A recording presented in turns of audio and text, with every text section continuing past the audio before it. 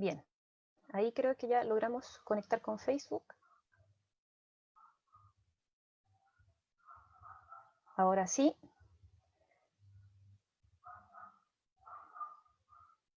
Logramos conectar con Facebook por fin. Ahora sí, buenas tardes a todos y todas. Muchas gracias por haber esperado estos minutos para que pudiésemos comenzar de la mejor forma. Bienvenidos una vez más a Troquel Social, a esta iniciativa que realizamos a partir de nuestro trabajo como Comité de Valoración de Libros y en torno a temas de mediación lectora, de literatura infantil y juvenil, de narrativas gráficas, de mediación en general.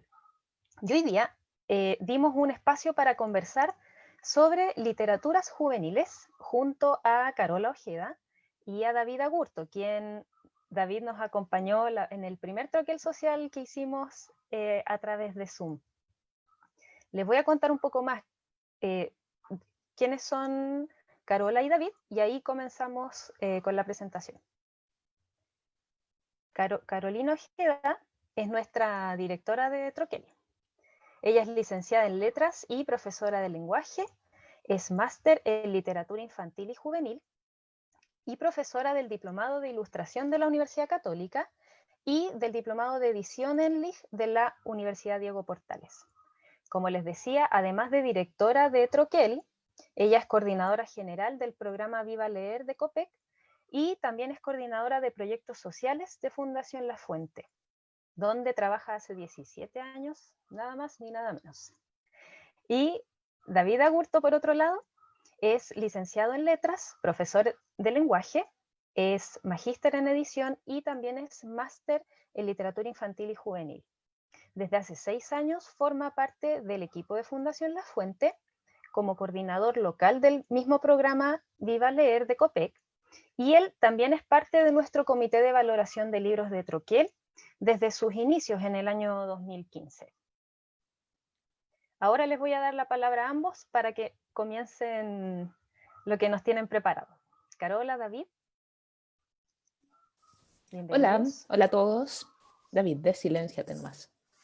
Hola a todos, muchas gracias por acompañarnos de nuevo en este troquel social que hacemos con mucho gusto y con mucho cariño, porque una de las misiones de troquel es precisamente ser un espacio de perfeccionamiento, de capacitación, y ya lo he dicho otras veces, pero esta pandemia, esta situación en la que hemos vivido en los últimos meses nos ha dado la oportunidad también de generar estos espacios mucho más abiertos, gratuitos, por supuesto, para que todos quienes estén interesados puedan acceder a lo que nosotros les podemos contar a partir de toda la experiencia que hemos ganado en el trabajo, tanto en la Fundación como en Troquel y como todos los proyectos que llevamos a cabo. Así que estamos muy contentos con David de poder generar hoy día esta conversación, que va a ser eso. Básicamente vamos a conversar acerca de lo que nosotros hemos aprendido, hemos leído, hemos visto en nuestra experiencia con los lectores jóvenes, que siempre son un grupo complejo, no solo para invitarlos a la lectura, sino también para poder llegar a ellos de una manera amable, o que no sientan que estamos imponiendo cosas, porque en general la juventud y la adolescencia ve todo como una invasión un poco a sus modos y a sus formas de ver la vida. Entonces, a partir de lo que hemos trabajado con David, de lo que hemos estudiado, de lo que hemos visto también en los proyectos, armamos esta presentación, que, como les digo, va a ser una conversación. Esperamos que nos vayan dejando sus preguntas en el chat para al final de la conversación poder ver si podemos dar respuesta. Las personas que nos están acompañando en el Facebook también, muchas gracias por estar con nosotros, y también tenemos ahí a nuestro infiltrado, que es Claudio, para que también nos pueda ir entregando las preguntas que a ustedes les surjan. Así que, David, no sé si quieres decir algo antes de compartir la presentación. No, solo saludar.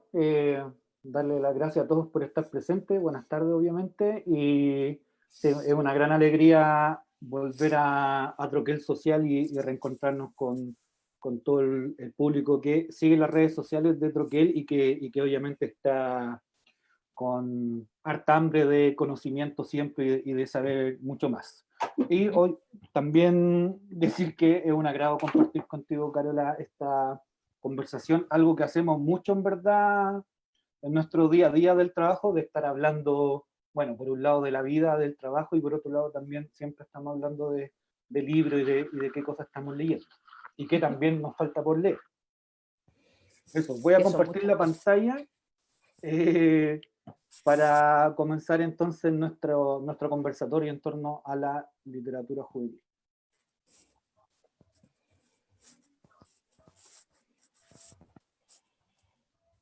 Ahí se ve bien, ¿cierto? Estupendo, muy Ya. bonito. Bien, vamos a entonces, a ver, el tema de los libros juveniles y todo lo que tiene que ver con literatura realmente da para mucho, o sea, podemos ser muy dispersos y tocar millones de temas en torno a cómo se configura la literatura que está creada para jóvenes. Así es que para no dispersarnos precisamente y para mantener un orden, escogimos ciertos temas específicos para enfocarnos en esta presentación. Y vamos a partir principalmente por ciertos conceptos que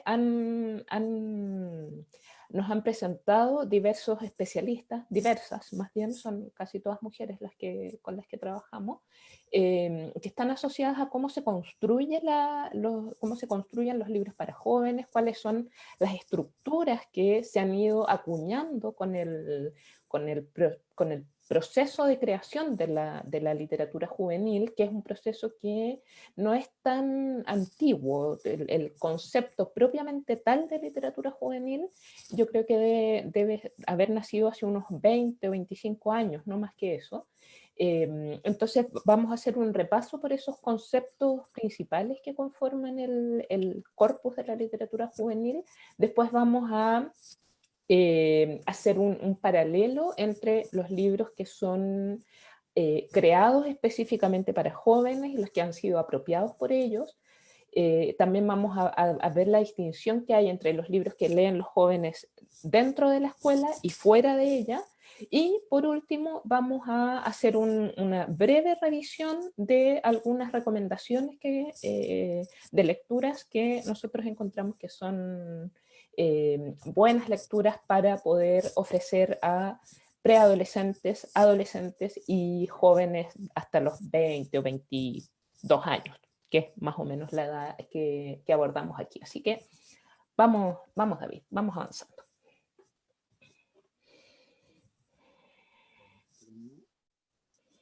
Denme un segundo que no la había puesto como ¿Pantalla completa? visualización de presentación de diapositiva. Entonces, Ya. ahí sí.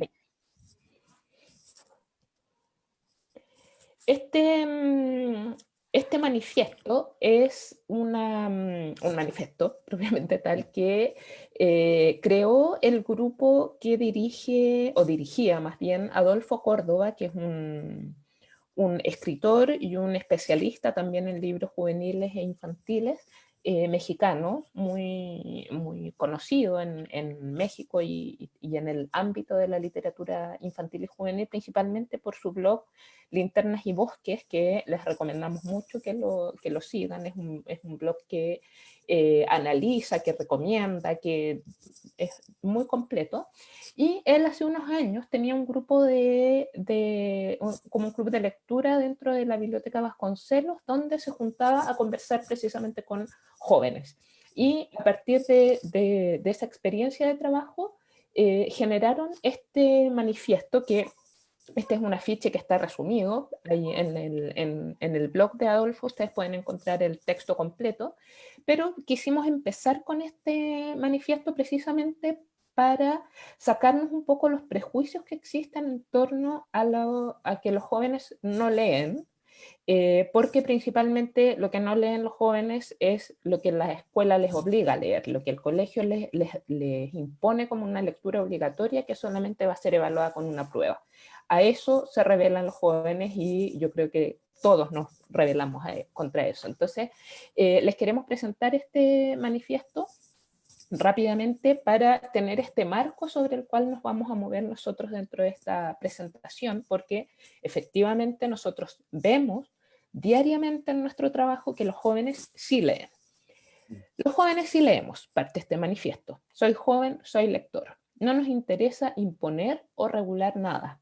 Leemos más de 20 minutos al día. Leemos en distintos soportes y formatos.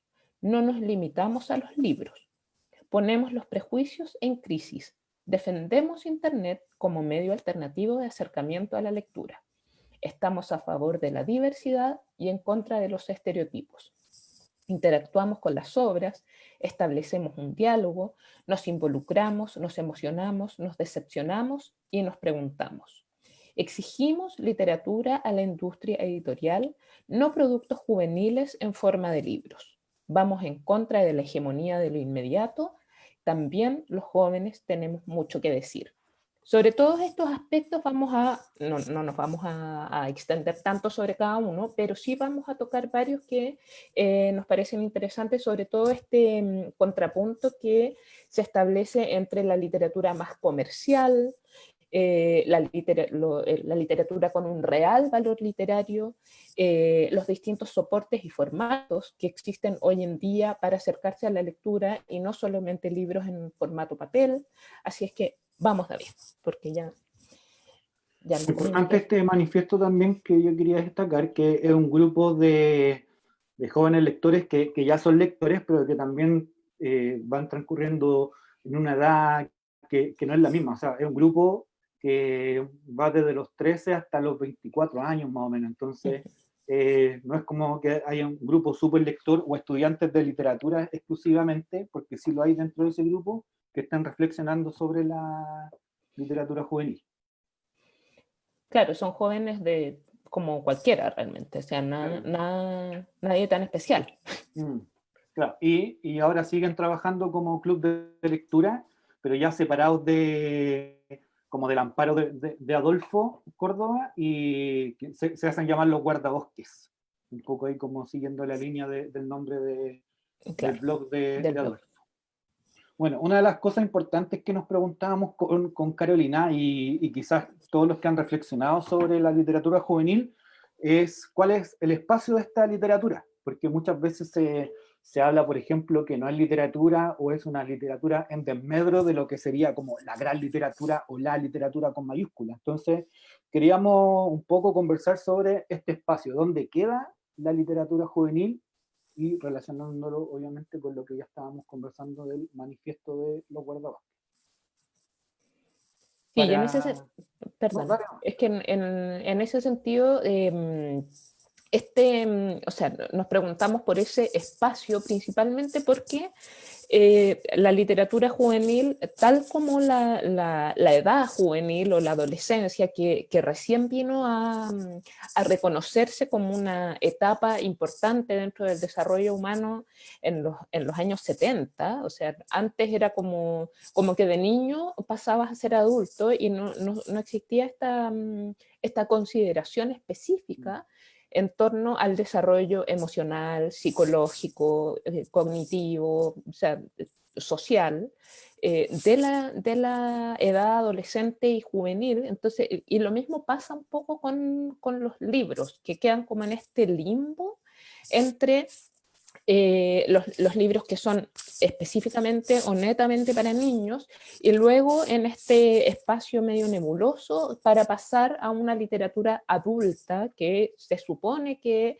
debería ser mejor o ser más, no sé, como más inteligente de cierta forma. Entonces esta literatura siempre ha quedado como en este espacio medio nebuloso, y por eso nos hicimos esta pregunta con David para ver si es que la literatura juvenil ha ido ganando realmente un espacio dentro del desarrollo lector de las personas.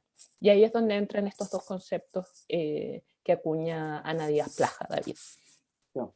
Sobre la alta cultura y la baja cultura, que no son conceptos propiamente tal de la literatura juvenil o de la literatura, sino que son más conceptos Más tal generales. vez sociológicos, culturales, psicológicos incluso. Entonces, sí, tiene que ver más con los estudios culturales, en verdad, más que solamente con la literatura.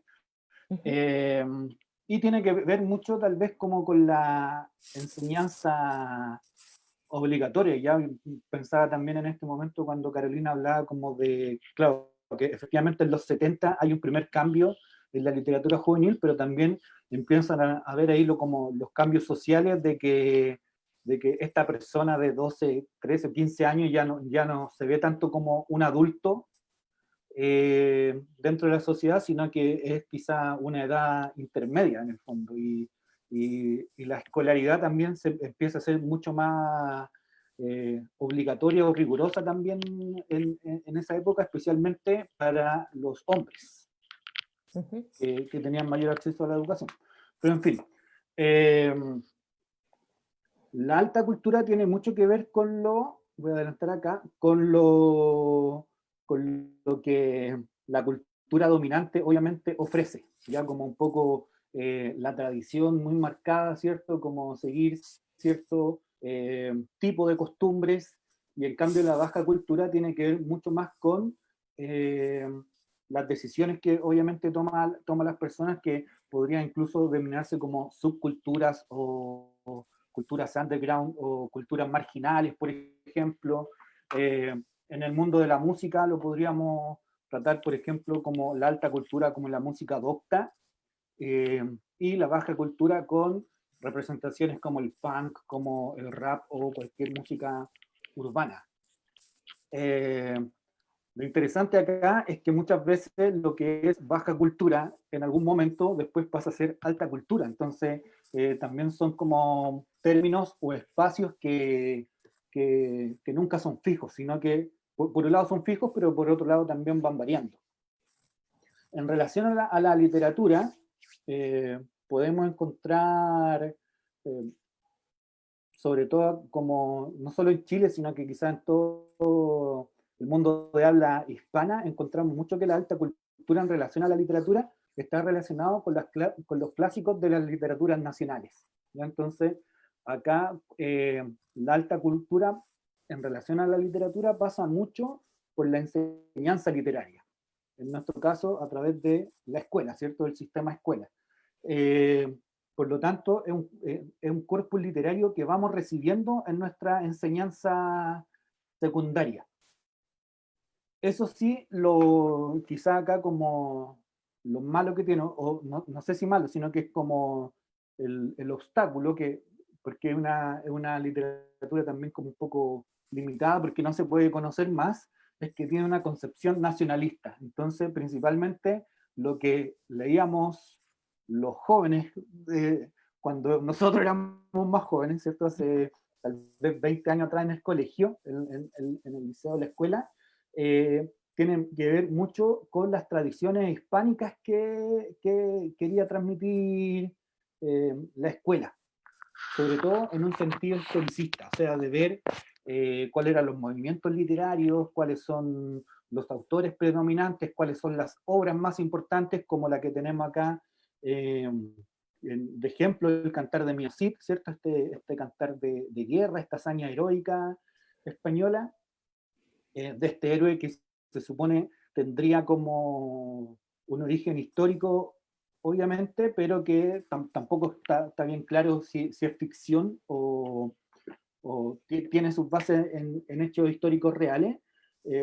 Y también la alta cultura se va relacionando o se va ya como dando una bajada en el canon escolar, que toma todo este sentido historicista y estas literaturas quizás más tradicionales o más clásicas que se fueron enseñando y que hasta hoy en día se van enseñando, y un poco la suma también de los géneros clásicos literarios que los vamos a tocar en algún momento, como el lírico, el dramático, el narrativo, y que incluso hoy en día tal vez ya ni siquiera deberíamos hablar de género literario, en el fondo, quizás más de tipología textual, no sé, como con todos los tipos de libros que han llegado hoy en día como al mercado literario.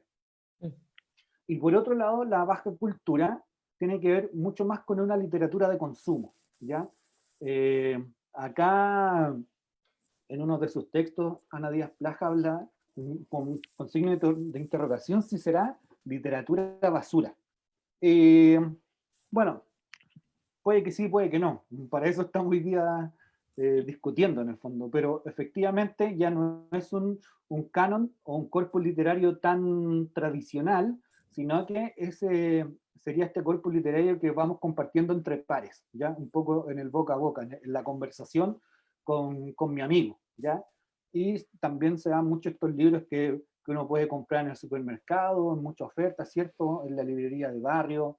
Y claro, efectivamente tiene una fórmula literaria que puede ser una narrativa previsible, con personajes estereotipados, quizás como respondiendo a ciertas fórmulas, como podemos ver hoy en día, por ejemplo, en las sagas literarias, que hay muchos libros que se van repitiendo, que no sé, los libros de vampiro, por ejemplo, o de los temas amorosos, hoy en día hay como, no sé, uno puede encontrar 20 títulos y en verdad los 20, las historias son exactamente iguales, pero de todos modos, dentro de esas 20 historias, sí, quizás hay algunas que son muy previsibles, con mucho estereotipo, pero hay una o dos que realmente están bien escritas. Entonces, hay que tener ojo con eso, o sea, como que no estamos hablando aquí de que alta cultura es lo bueno y baja cultura es lo malo, son simplemente cosas distintas y que tienen muchos cruces, ¿ya?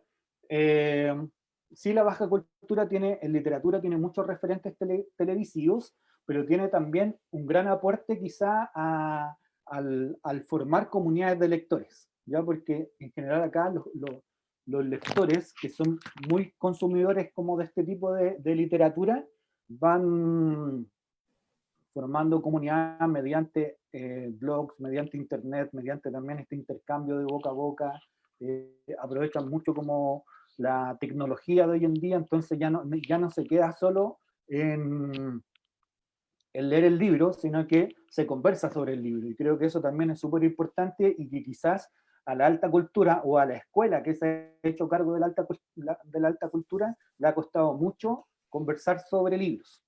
Y acá tenemos un buen ejemplo de una novela bien escrita, sí, quizás con personajes bien estereotipados y con una historia un poco estereotipada o muy repetida, pero es un libro muy, muy bien escrito, que está muy narrado y que es muy entretenido y que es muy rápido de leer, la saga de los Juegos del Hambre. Y también lo pusimos como ejemplo porque es un buen ejemplo de que podría llegar, por ejemplo, al canon escolar, por lo tanto, empezar a formar parte de la alta cultura.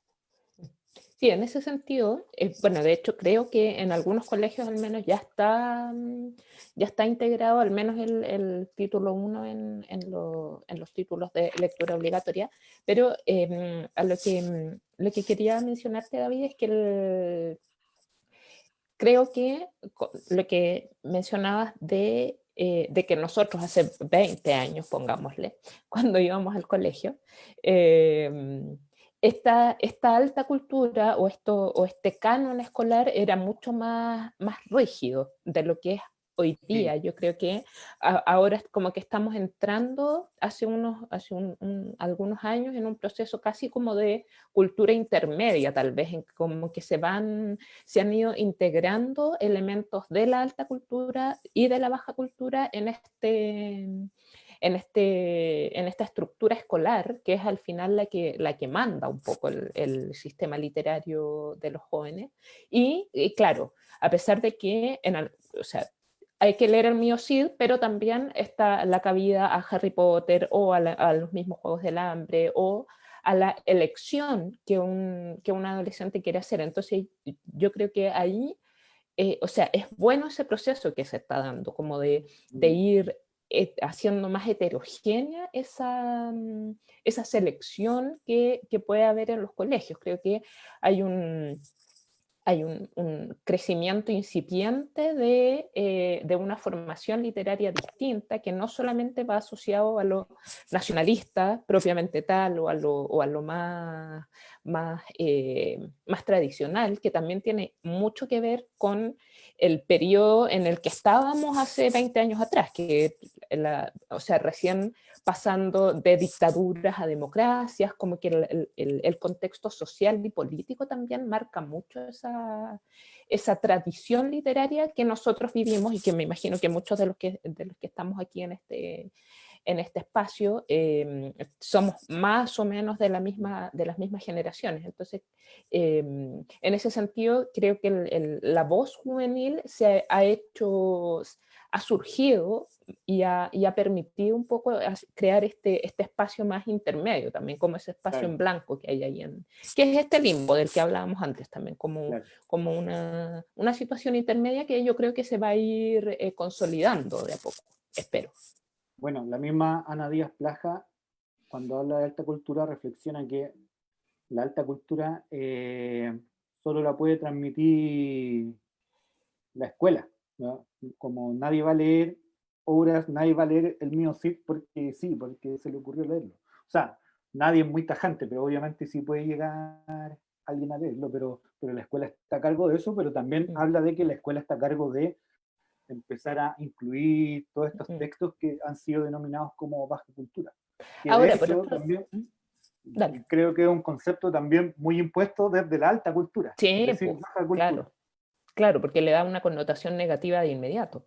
Claro, O sea, en lo alto y lo bajo. Claro, y lo que te iba a decir es que también es importante destacar esos textos como el Mío Cid o el Quijote o esos libros que son tan clásicos, en nuestro caso, no sé, pienso en Martín Rivas, en todos esos libros, porque son libros que son súper buenos, pero que siempre han sido muy maltratados en el colegio. O sea, claro. como que en tercero medio te den a leer el Quijote sin tener idea de nada, o sea, apenas entendiendo ese lenguaje, sin entregar un contexto, sin conversar acerca de los libros, que es algo que nosotros repetimos majaderamente de la importancia que tiene, conversar acerca de los libros, entregar un marco en el que tú puedas encontrar eso interesante y esa buena literatura que es, porque nadie va a negar que el Quijote es un gran libro y por eso es un clásico que se ha mantenido por siglos y siglos.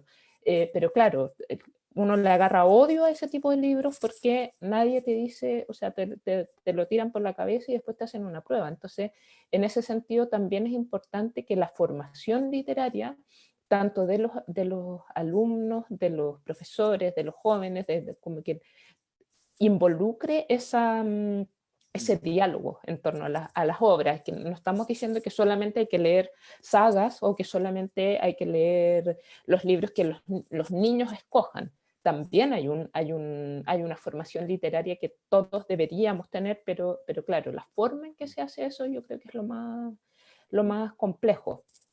Yo asumo que, o sea, no me he dedicado a revisar en verdad como los ramos que ahora se tienen en pedagogía o en literatura, pero también asumo que van cambiando y que ya están hablando hay algunos cursos de literatura infantil y de literatura juvenil Sí. en la universidad. Mm, Entonces, creo que también hay profesores que están saliendo más preparados también para mediar este tipo de libros, sean sagas o mm, sean estos clásicos históricos que conocemos. Y sí. bueno, y efectivamente la mediación es súper importante porque si uno va, no sé, al Cantar de Gilgamesh, al del Roldán, al mismo Mío Cid, son libros súper entretenidos porque son puras batallas todo el rato en el Sí, fondo. Y son puras como aventuras que al final. uno se imagina así cuando, no sé, me acuerdo haber leído, ya no recuerdo bien qué cantar fue, pero salía uno como de los protagonistas que tenía como 20 flechas en el cuerpo, dos espadazos y seguía luchando y seguía venciendo a todo y en verdad uno se imagina y es muy entretenida esa historia.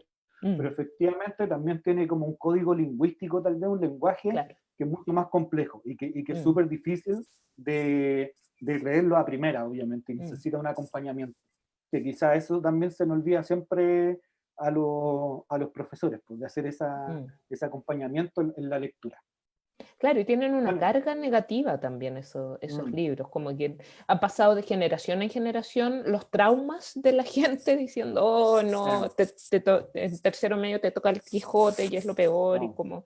como que no queréis llegar a tercero medio básicamente por eso. Entonces es como bien, es Bueno, sí, triste que se mantenga eso tanto sí. tiempo. Pero bueno, avancemos. Yo tuve ese miedo y en tercero medio y tuve un muy buen profesor de literatura que me hizo leer muchas cosas más actuales y no nos hizo leer ningún clásico tan tradicional. Ah, Leímos otros quizás clásicos más modernos y yo haciendo clases sí lo di a leer en tercero medio y llegó una apoderada a conversar conmigo de cómo se me ocurría dar a leer el Quijote. Así que, no te puedo obviamente creer. no está súper presente. Sí. Bueno, cuando hablamos de literatura juvenil, siento que este apellido juvenil, ¿cierto? Que ya estamos hablando como de este limbo que, bueno, por un lado es lo que cabe en la alta cultura, pero también es lo que cabe en la baja cultura. Eh, la literatura juvenil es muy juvenil en sí, o sea, no está como en un proceso de definición, como que sabe Claro. lo que es, se conoce, pero también se está conociendo a sí misma. Entonces, muchas veces cuando nos preguntan qué es la literatura juvenil, en verdad no podríamos dar una definición. Lo conversamos también cuando preparamos este conversatorio con Carola, sí, hablábamos de la edad, porque muchas veces hay Mm, teorías o hay estudios que dicen, bueno, la literatura juvenil parte de tal edad y termina en tal edad, y también nos damos cuenta que no es tan así en el fondo. O sea, nosotros ya jóvenes todavía, pero quizás no tanto como otros, seguimos hablando de literatura juvenil y también tenemos casos como el ejemplo que dábamos con los guardabosques, que hay adolescentes de 12 años que recién están entrando en una etapa más juvenil con cabros de 24 que quizás ya llevan muchas más lecturas en el cuerpo y pueden conversar sobre eso. Entonces, creo que la literatura juvenil hay que mantenerla, o sea, hay que entenderla siempre que tiene un espíritu juvenil. Por lo tanto, eh, eh, siempre va a estar como experimentando un poco, va a estar en búsqueda mm, de algo, de cierta identidad. Entonces, por eso también vemos cosas tan distintas o lectores jóvenes consumiendo lecturas tan distintas. O sea, efectivamente mm. puede haber un lector juvenil leyendo a Dostoyevsky o leyendo, no sé, a un filosofía y a otro que está leyendo una saga de vampiros. Y no es que uno sea mejor que el otro, sino que simplemente son diferentes nomás. Entonces, Mm. creo que la literatura juvenil apunta a eso, como a estar en una búsqueda siempre, a que sea una literatura en tránsito, que nunca está quieta, que va fijando ciertas premisas, pero que también las va cambiando. O sea, es un poco como ha sido la cultura juvenil en toda la historia, en el fondo. O sea, Mm. como aparece algo nuevo porque hubo un grupo de jóvenes que se aburrió de lo que ya estaba establecido y empieza a cambiar hasta que viene otro grupo más joven y se aburre de eso y vuelve a ser Mm. un cambio. Y siento que la literatura juvenil tiene mucho de eso, así como cosas muy distintas, pero que son parte de un gran conjunto. No sé, entonces sería muy difícil llegar a una definición, o tal vez esa es la definición, que Mm. es una literatura indefinible.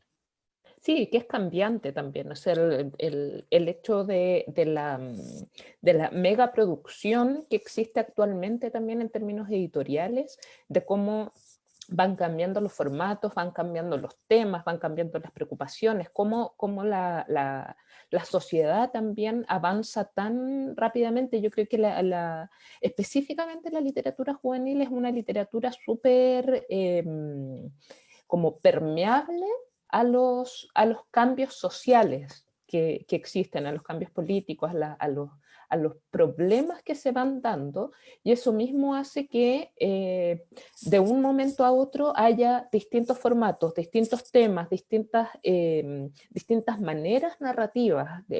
En un momento es, no sé, la poesía experimental, en otro momento es el teatro, en otro momento es la música, en otro momento es la novela de cierta forma, la narrativa gráfica misma, cómo irrumpió también por este mismo movimiento tan rápido. Yo creo que efectivamente como que si separamos estos tres grandes grupos de literatura infantil, juvenil y adulta, a pesar de que nosotros no nos sentimos tan cómodos con esas definiciones, pero si tenemos que hacerlo por una cosa de categorizar los temas y los libros, efectivamente yo creo que la literatura juvenil está mucho más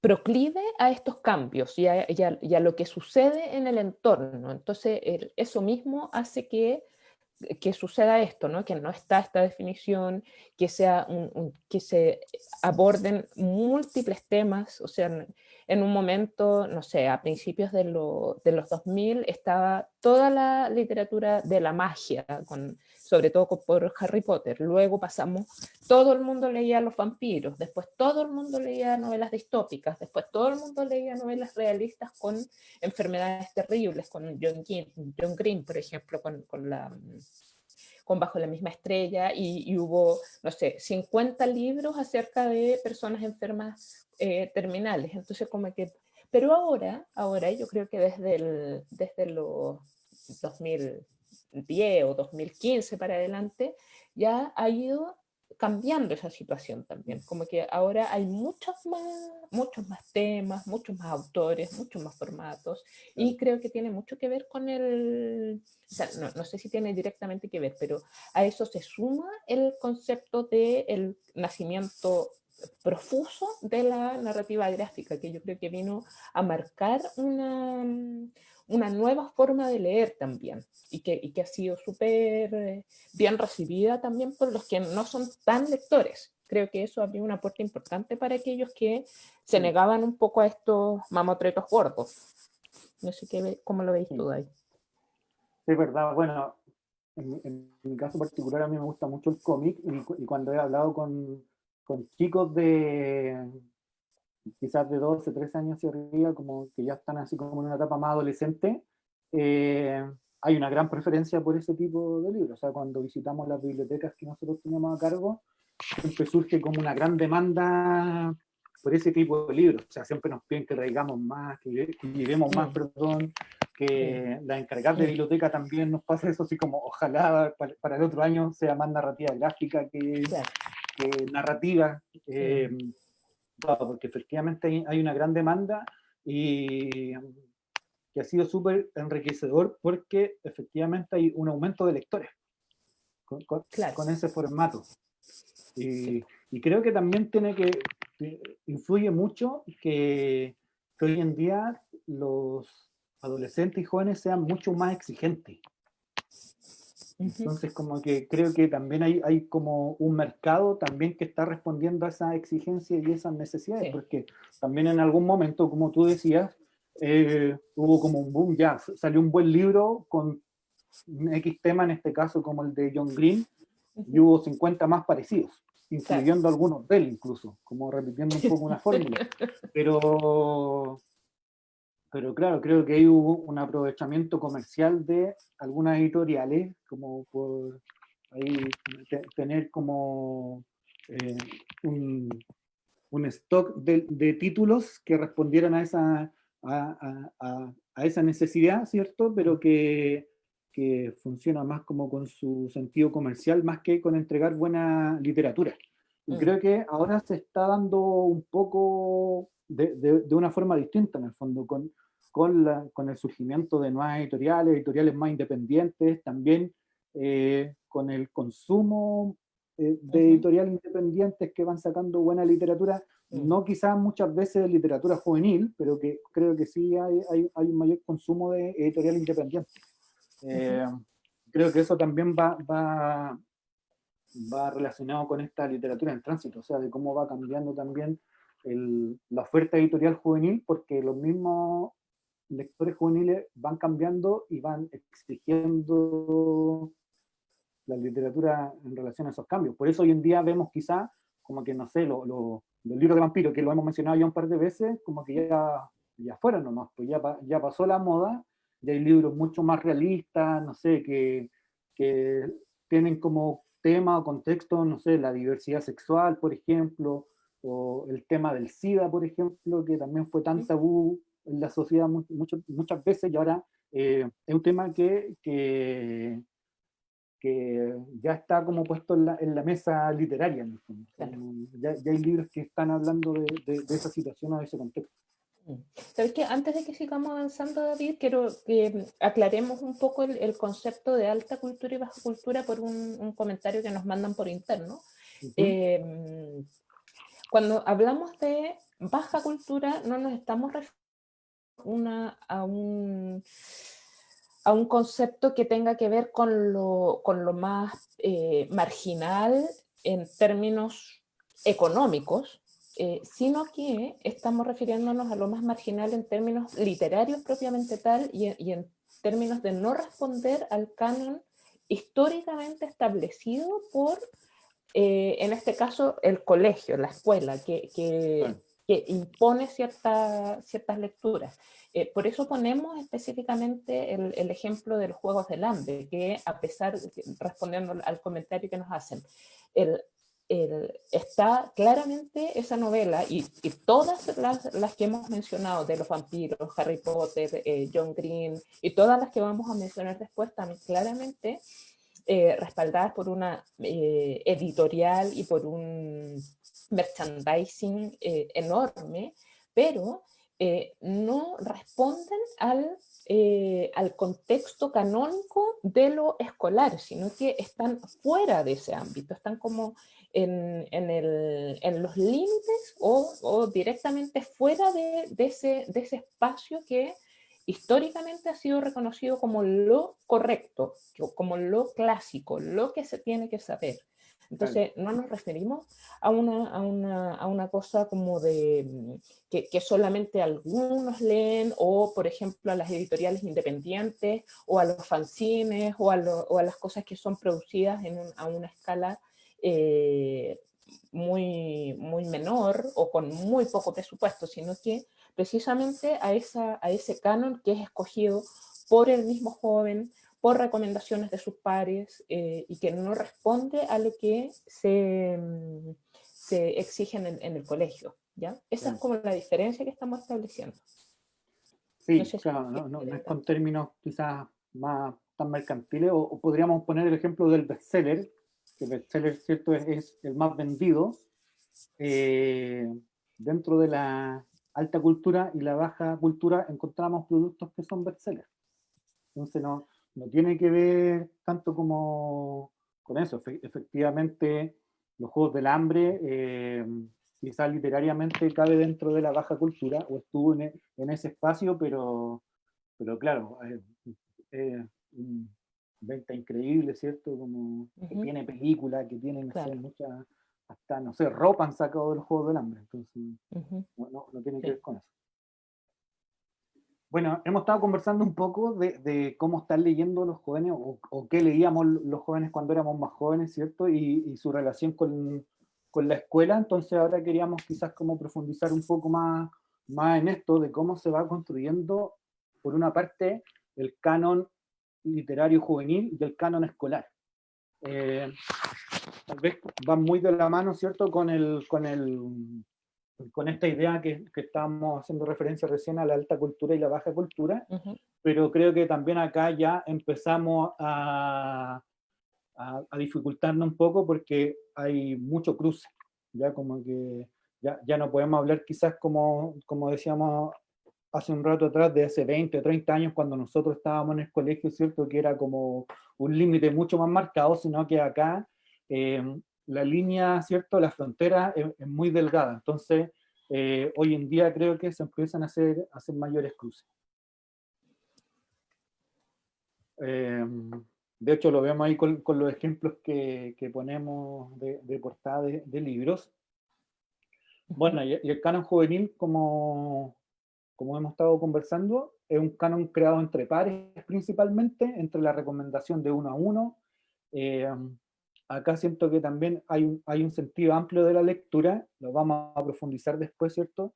Eh, Porque muchas veces la lectura la hemos reducido a decodificar palabras, ¿cierto? Entonces lo que se lee es mm, un libro impreso, ¿cierto? En formato papel, y ya no podemos hablar de eso. O sea, los jóvenes ya no están leyendo solamente libros con palabras, sino que eh, están leyendo cómics, están leyendo álbumes, están leyendo en tablet, están leyendo en el computador, en el celular.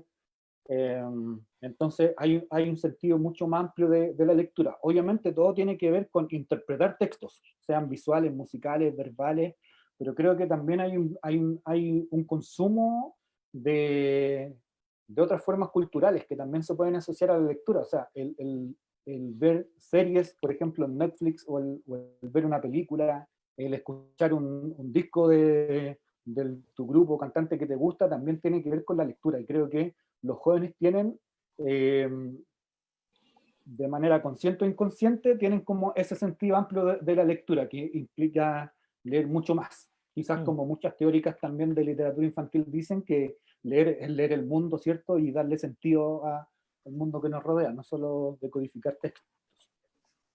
Bueno, y el modo de lectura, por lo tanto, es horizontal y fractal. Acá, también considerando a Ana Díaz Laja, se refiere a que la lectura es horizontal porque es recomendada entre pares, ¿cierto? Ya no esta línea vertical un poco del profesor, en el caso de la enseñanza literaria hacia el estudiante, y también es fractal porque la tecnología de hoy en día ha permitido que sea fractal, o sea, que sea mediante el uso de pantallas, que sea mediante los recursos de internet, ¿cierto? Los recursos tecnológicos, entonces también permite que el modo de lectura sea distinto. También la lectura va de libros en diversos formatos. Acá tenemos el ejemplo de Bajo la misma estrella, que es una novela, pero también tenemos una de las 3 entregas del Che, que es una novela gráfica, ¿cierto? Que sacó Weathers y Sexto Piso, que es una novela gráfica biográfica de Ernesto Che Guevara. Y podemos también encontrar otras cosas como literatura digital, por ejemplo, etc. También se lee en espacio y tiempos libres, que eso quizá yo creo que es súper importante también dentro de la literatura juvenil, como el salirse del espacio escolar, sobre todo, que lo mencionabas tú, Carola, hace un rato, como ya no leo obligatoriamente o no estoy leyendo el libro que me dieron a principio de mes para terminarlo de leer a fin de mes para dar una prueba, sino que lo estoy leyendo en otro espacio porque tengo las ganas de leer ese libro. Y también hay una lectura homologada de la realidad, ¿cierto? Que trata de reflejar un poco la realidad misma del adolescente o del joven, de consumo, de reflejo, etc. En cambio, el canon escolar, como ya hemos estado conversando, es mucho más jerarquizado. Siempre, como decía, esta línea vertical, ¿cierto? Como el profesor, estoy dando este libro, o lo que la cultura predominante está diciendo, oye, esto hay que leer, etc. Entonces, obviamente, puede ser una lectura un poco más reducida. Pero,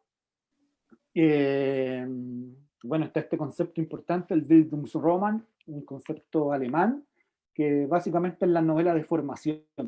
Entonces ahí también quizás este concepto debiese estar en el canon juvenil porque está muy presente en la literatura juvenil, como la novela de formación.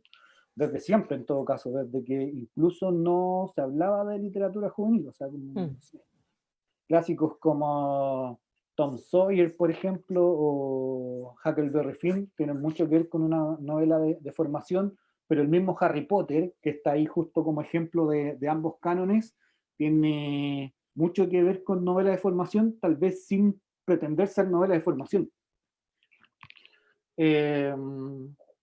Bueno, y están estos 2 ejemplos de Cervantes, el Don Quijote, que ya también lo habíamos comentado como parte del canon escolar, y Graciela y el forastero, que también es una novela de amor que yo creo que puede funcionar muy bien todavía con los jóvenes por tener ese tema, el tema amoroso como del amor imposible, y me llama mucho la atención porque, no sé, yo creo que debe tener por lo menos 80, 90 ediciones ya, así como, y traducido y todo, entonces esta novela de amor, que como de amor imposible, como de clases sociales, como un tema también que se repite mucho en la literatura, ¿cierto? Y creo que puede funcionar bien. Pero claro, es como súper clásico ya del canon escolar. Pero me gustaría quizás detenernos un poco en Harry Potter también, que no sé, como que está en este cruce, o sea, de cómo una obra que era muy del canon juvenil, tal vez del canon infantil en sus primeras entregas, pasa a ser, ¿cierto?, parte del canon escolar. O sea, al menos yo lo he visto en muchas listas de varios colegios como parte del canon escolar, sobre todo este primer libro. Mm.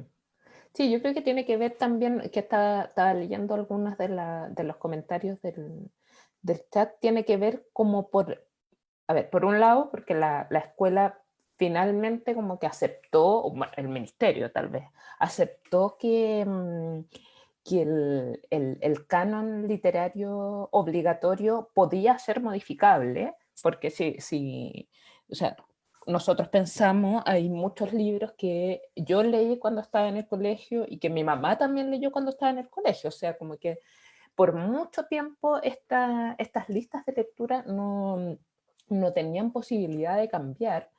Bueno, porque tampoco había una producción tan alta de libros, estábamos en un momento político muy complejo, donde a lo mejor llegaban, no sé, 3 libros al año, estoy exagerando por supuesto, pero claro, hay todo un contexto que no permitía tampoco generar estas nuevas lecturas, y por mucho tiempo el colegio tampoco permitió la entrada de estas nuevas novelas, yo creo principalmente porque al ser tan masivamente consumidas por los niños, sobre todo Harry Potter, los primeros 2 o 3 tomos fueron leídos muy ávidamente por niños de entre 10, 11, 12 años, que es la edad que tiene el protagonista además.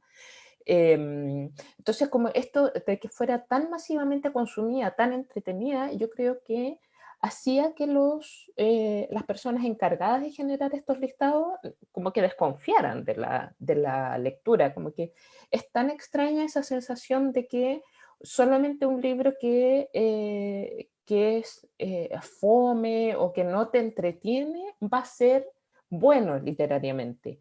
Por otro lado, que es una discusión que volvemos a tener una y otra vez y que hemos conversado nosotros muchas veces también, David, es el problema de la evaluación de la lectura, ¿no? De negarse a incluir nuevos títulos o a que los estudiantes elijan lo que quieren leer, porque el profesor, con justa razón, no tiene tiempo de leerse 30 o 40 libros. Claramente que no.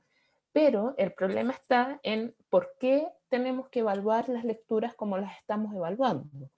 Entonces yo creo que ahí se juntan varios temas que tienen que ver con cómo definimos estos listados, para qué queremos que los niños y los jóvenes lean en el contexto escolar, qué es lo que queremos conseguir con eso. Si queremos conseguir una nota nomás, estamos un poquito equivocados, creo yo. Y si es ese el objetivo, como que independiente del libro que pongamos, el resultado va a ser magro igual. O sea, igual vamos a perder los lectores que teníamos ganados hasta cuarto o quinto básico. Bueno, yo creo que Harry Potter, volviendo al punto, yo creo que Harry Potter logró esto, como que logró con su varita mágica generar este espacio en el canon escolar y consolidarse como una lectura que no puede faltar, que es entretenida, que es atractiva y que además va generando este crecimiento del protagonista junto con el lector también, que yo creo que es algo súper positivo. Y Harry Potter, que tiene además todos los ingredientes para ser una grandísima novela, pues tiene aventuras, magia, amor, colegio, o sea, tiene misterio. Ya en las personas que lo hayan leído, los últimos 3 libros son ya claramente de una complejidad mucho más grande, se van cruzando las historias, o sea, los planos narrativos también van adquiriendo mucha mayor consistencia. Entonces por un lado, como que el libro va creciendo también su estructura narrativa junto con el personaje, si lo queremos decir, y junto con el proceso del lector, que yo creo que eso es algo súper valorable de los 7 libros que escribió la amiga Rowling. Claro, efectivamente, como ese sentido de representación, ¿cierto?, de los personajes, de que los lectores se puedan ver reflejados, ¿cierto?, en en lo que le sucede a los personajes, creo que es propio de la literatura juvenil también, como de tratar de poner protagonistas que sean muy, más allá de que si el libro es muy fantástico, como puede ser Harry Potter, ¿cierto? Igual tiene un pie como en el espacio terrenal, o sea, en lo cotidiano, o sea, como al principio obviamente son personajes que se asombran mucho porque llegan a un mundo de fantasía, pero después también tienen todos los dramas de, no sé, de tener 15 años y estar enamorado, pero no pueden lograr su Claro. amor, ¿cierto? Ahora que veía esta lista de libros, también recordé que he visto un par de veces en listas de cánones escolares de dos escuelas bajo la misma estrella. Que también creo que podría ser un ejemplo. Bueno, John Green también escribe muy bien. Yo siento que sí tiene ya una fórmula de escritura, pero Sí. escribe bien, al menos. Así que...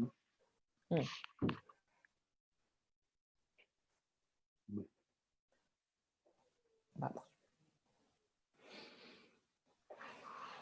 Bueno, y creo que ya hemos estado un poco conversando de esto, de cómo, en el fondo estos cruces, o sea, de cómo la alta cultura se apropia de la baja cultura o al revés, o de cómo un libro que era propio del canon juvenil se va acercando al canon escolar, ¿cierto? Y dentro de la literatura juvenil se ha dado dos dinámicas bastante interesantes, que son los libros creados para jóvenes, y quizás podemos hablar recién desde, no sé, desde el año 2000, eh, que son libros como ya realmente pensados para jóvenes, o sea, como la década del 70 quizás marca como un hito importante, como que ya se empieza a hablar de literatura juvenil, pero tal vez recién hace muy pocos años, 20, 25 años, tal vez 30, si somos generosos, que ya hay como un mercado, ¿cierto? Hay autores, ilustradores que se dedican a, a crear literatura para jóvenes. Y vemos también, por ejemplo, todas estas sagas que hemos estado hablando. Pero también otra dinámica que se ha dado dentro de la literatura juvenil son los libros apropiados por jóvenes. Y yo creo que para mí al menos eso es súper interesante ese fenómeno, porque ha estado, yo creo, desde siempre, ¿cierto? Y hay autores que son súper clásicos y parte del canon escolar y quizás del gran canon literario, pero que son muy juveniles siempre. Vamos a ver algunos autores ahora, pero sí, creo que ese fenómeno es muy juvenil, así como el hecho de apropiarse, de decir, esto no es mío, pero lo voy a hacer mío, eh, creo que es súper importante dentro de la literatura juvenil. No sé, pienso, por ejemplo, los únicos ejemplos que se me vienen a la mente son los que tenemos después. Bueno, pero Eh, vamos con eso, sí, igual. Tenemos bueno, que, igual vamos a hablar de esos libros. sí.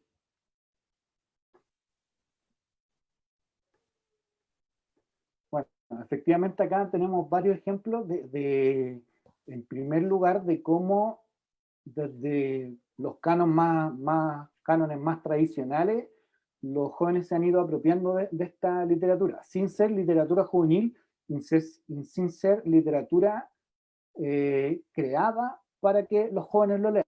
O sea, acá Kafka, Cortázar, estaban pensando en literatura simplemente, escribieron su texto, entonces no estaban pensando quizá en un público tan determinado, suponiendo, quizás si Kafka estaba así, ojalá esto lo lean muchos adolescentes.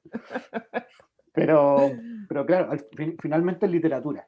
Y, y sí tiene mucho de literatura juvenil en cuanto a estos títulos. O sea, las distopías, por ejemplo, en Fahrenheit 451, de este mundo, ¿cierto? Como donde los libros son quemados, donde nadie puede leer, que también quizá es algo que sí ha pasado en la historia. O sea, acá en las dictaduras latinoamericanas se quemaron muchos libros, por ejemplo, porque eran fuente de conocimiento que el pueblo no podía tener, por lo tanto fueron quemados, y un poco pasa lo mismo acá. O sea, eh, creo que varios autores distópicos, más allá de que mucha gente cree que son súper adivinos, fueron personas muy inteligentes en saber leer la realidad que iba a pasar 50 o 70 años después.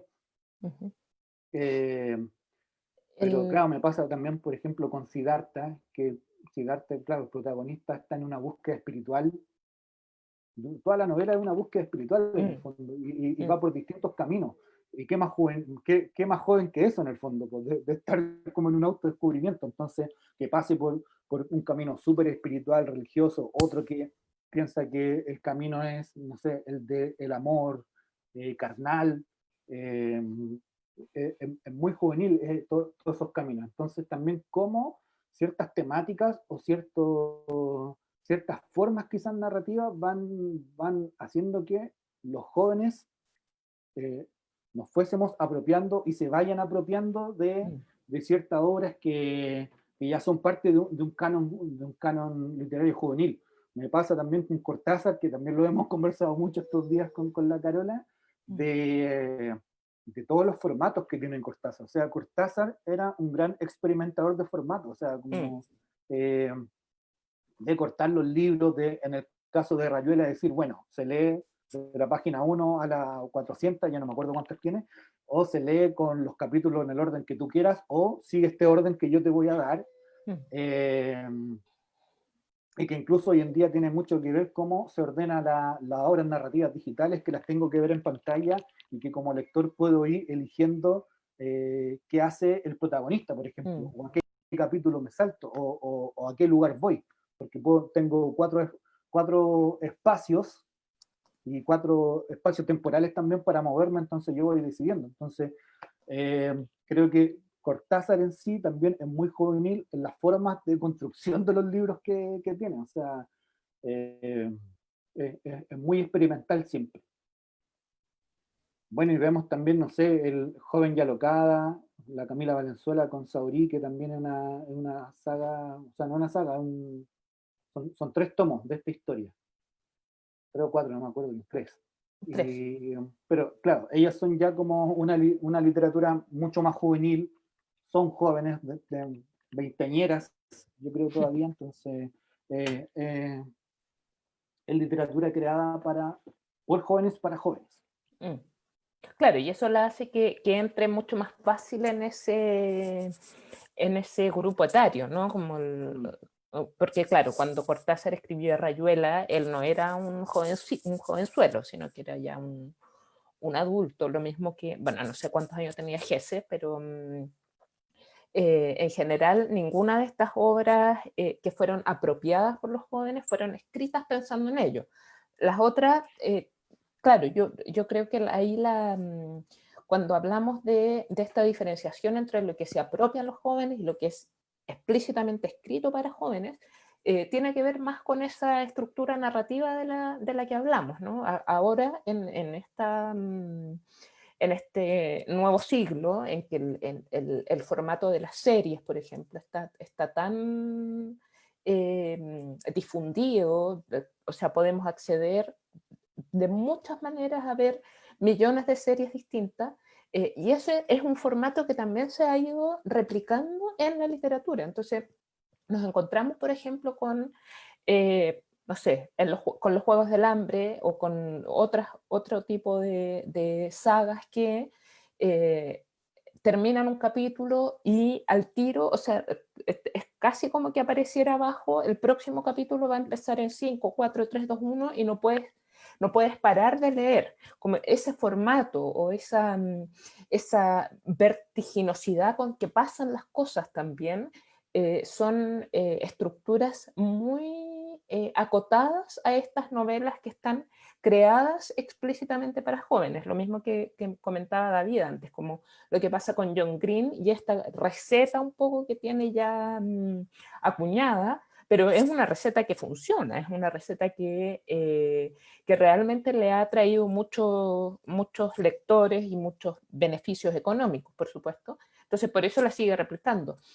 Ahora, el caso que también lo hablábamos antes con David, el caso de Bolaño y de Zambra, son casos bien especiales porque ellos claramente no son escritores de libros específicamente creados para jóvenes, pero sí también han sido apropiados porque forman parte de una cultura pop.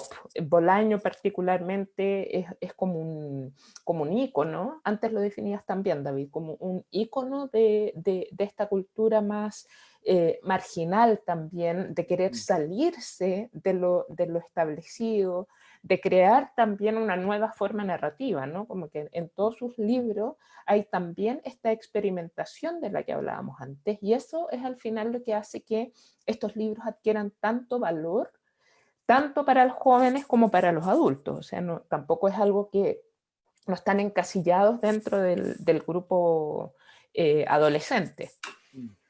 En el caso de Bolaño, bueno, en más de una entrevista él siempre dice que se siente muy apátrida, que no tiene patria, que de hecho toda su carrera literaria no la hizo en Chile, la hizo casi toda en Barcelona, en España. Y efectivamente también tiene un código lingüístico bastante interesante porque va mezclando un poco el español de Chile, el español de México, el español de España, y al final llega claro, a una construcción lingüística y literaria muy, muy diferente. Entonces creo que también esa construcción es muy juvenil.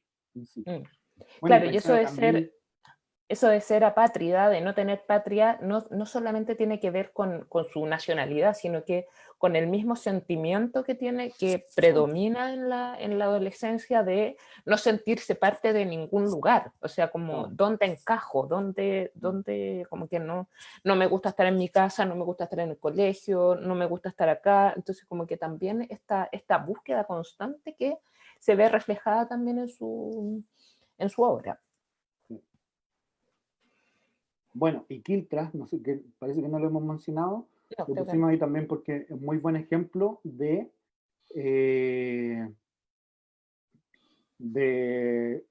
cómo las demandas quizás más populares, ¿cierto? Las demandas, las exigencias de los jóvenes también van saliendo como temas literarios en el fondo. Acá Arely Uribe es una escritora feminista, por lo tanto el feminismo está súper presente no solamente en sus columnas que publica y que son parte de su segundo libro, sino que también en varios de los cuentos de este libro. Entonces creo que también es muy buen ejemplo y no sé, pero revisando también los escritores más noveles de Chile, al menos salieron muchas mujeres que están, escritoras jóvenes, escribiendo literatura para jóvenes. Camila Valenzuela, sobre todo, también ya ha publicado varios libros, un poco así como entre realidad y fantasía, pero destinado para un público juvenil siempre.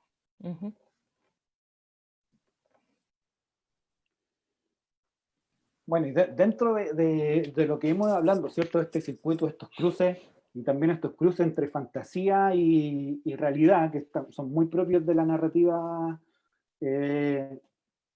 juvenil, hemos estado hablando también un poco de la idea de tratar de homologar la realidad, de tratar de que sea un reflejo, en cierto modo, de la adolescencia o de la juventud.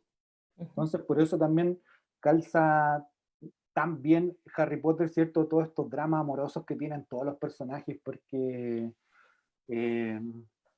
no sé, no se deciden a darse un beso simplemente y empezar su historia de amor. Entonces, acá tenemos tres teóricas, ¿cierto? Tres mujeres importantísimas, tal vez en el estudio de la literatura infantil y juvenil, que nosotros seguimos mucho, que hemos leído, ¿cierto? Que Carola ha podido entrevistar a Ana Díaz Plaja, no sé si a las demás, pero es gente que estamos revisando, ¿cierto?, su trabajo constantemente, y ellas hacen referencia a esta idea de la literatura juvenil como reflejo de la realidad, con conceptos distintos obviamente, pero que un poco apuntan a ese mismo sentido.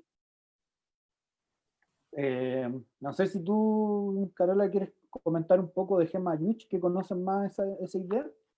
Sí, principalmente ella se hace como que acuña estos conceptos de la literatura localizada y deslocalizada, haciendo énfasis en lo que hablábamos antes, acerca de lo escolar y de lo que está fuera de lo escolar. Para ella aplica lo deslocalizado a esto que efectivamente no podemos ubicar dentro de ningún cajoncito, ¿no? Como que la literatura localizada es esta que está estructurada específicamente para toda la enseñanza secundaria, de acuerdo a los temas que se tienen que trabajar por el currículum, pero esta deslocalizada es la que está afuera de todo eso, ¿no? Y del contexto por los adolescentes y los jóvenes. Bueno, y Joel Turing, o Turing en verdad no tengo idea cómo se pronuncia su nombre, Joel Turing, bueno, ella es más especialista en literatura infantil, tiene un libro que le recomendamos mucho, que es del Fondo de Cultura Económica, que se titula algo así como Los grandes libros para los más pequeños, y trabaja mucho la lectura en familia, ¿ya? Pero dentro de la literatura juvenil, ¿cierto? Habla de que hay tres grandes grupos, se los voy a leer porque me falla la memoria, que serían el grupo realista, los relatos con compromiso ideológico y los relatos iniciáticos. Y dentro de la conceptualización que hace de los relatos realistas, habla de la novela espejo, o sea, de cómo básicamente la novela debe ser un espejo de la realidad del adolescente o del joven. ¿Ya? Por lo tanto, tiene que abarcar eh, no sé, los pensamientos, la forma, la cosmovisión del joven, ¿cierto? Las problemáticas que está viviendo. Yana Díaz Plaja habla un poco de lo mismo, pero con el concepto de novela homologada, o sea, de que la novela juvenil tiene que homologar, ¿cierto? O no sé si tiene, sino que homologa, ¿cierto? Los casos que hay en las novelas juveniles homologan un poco la realidad, sobre todo de los conflictos. Pensando quizás también en este concepto muy importante que ha estado siempre en la literatura, como la mímesis, la verosimilitud, o sea, por más fantástico que haga mi relato juvenil, tengo que hacerlo verosímil en el fondo, tengo que poner algún conflicto que sea muy propio de la adolescencia o de la juventud. Uh-huh. Y que, como veíamos en los ejemplos anteriores, está muy presente también, pues todo es un poco los conflictos, los dramas de la adolescencia. Uh-huh. Acá ya, para ir cerrando un poco, nos quedan muchas diapositivas, pero vamos a dar una selección que hemos hecho de obras juveniles actuales, no solamente narrativas, porque quizás hemos hablado un poco más de lo narrativo. Ya nos están llegando un par de preguntas de nuestras compañeras del comité de Troquel que han ido haciendo, así que las vamos a dejar para el final para ir respondiendo. Bueno, ¿qué y cómo leen los jóvenes? Ya lo hemos dicho un poco, ¿cierto? Pero acá yo me quería hacer referencia, de nuevo, insistir en que hay que considerar el sentido de la lectura de la forma más amplia posible. Es decir, los jóvenes son consumidores de música, son consumidores de cine, de televisión, de todo lo que sea masivo, por un lado, pero también son consumidores de lectura en libros, de papel.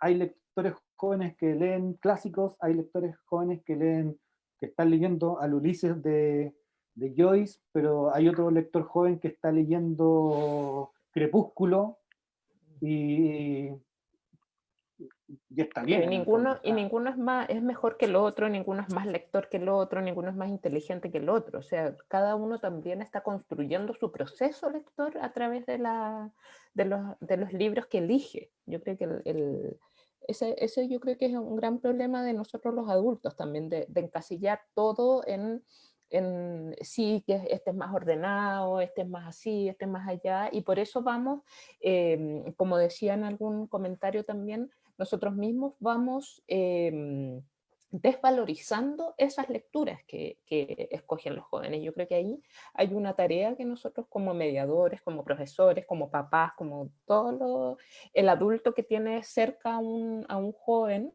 o a un adolescente o a un niño, tiene que considerar también que las elecciones que hacen los lectores son tan válidas como las que hacen los adultos. No siempre a lo mejor van a ser las aceptadas según nuestro modo de ver, pero sí son válidas, ¿no? Y van a formar parte de este proceso de lectura que todos vamos construyendo a través de nuestra vida. Sí, Vamos tampoco hay avanzando, que amigo, olvidar porque que los estamos adultos también elegimos mal muy mal. Muchas veces siempre. elegimos pésimo. Sí. Bueno, y también creo que es súper importante que ya lo decía el manifiesto de los guardabosques, que decía como Internet es bueno. Que yo creo que también, claro, Y que está tan Internet, demonizado. claro, como es no endiosarlo, si se puede decir así, pero tampoco demonizarlo en el fondo. O sea, dentro de la literatura juvenil o dentro de la literatura hay cosas muy buenas y cosas muy malas, y en Internet también. O sea, también creo que parte de la mediación lectora que nosotros podemos hacer con nuestros jóvenes y adolescentes es trabajar también que hay dentro de la web. O sea, como hay cosas muy buenas y cosas que en verdad son un bodrio. O sea, como tampoco podemos decir, oye, no puedes ver Internet si nosotros nos vemos 2 capítulos seguidos de una serie.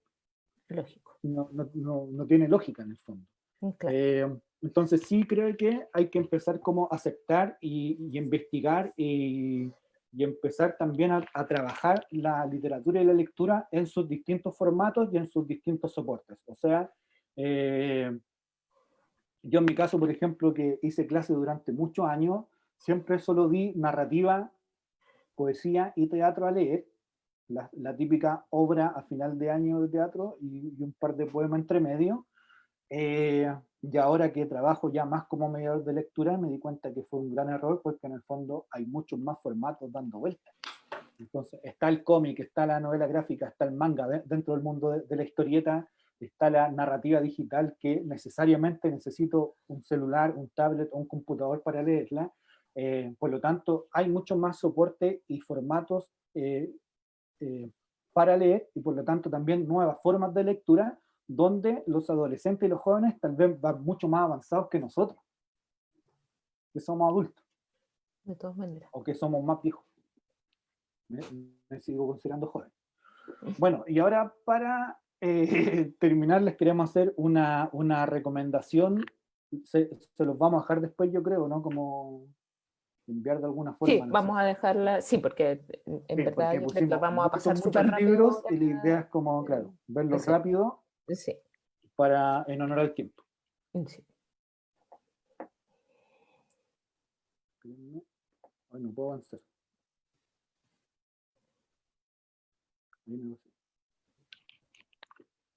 Bueno, aquí están básicamente todos los tipos o sea, no todos, pero buena parte de los formatos que actualmente los jóvenes están leyendo, que actualmente las editoriales están produciendo.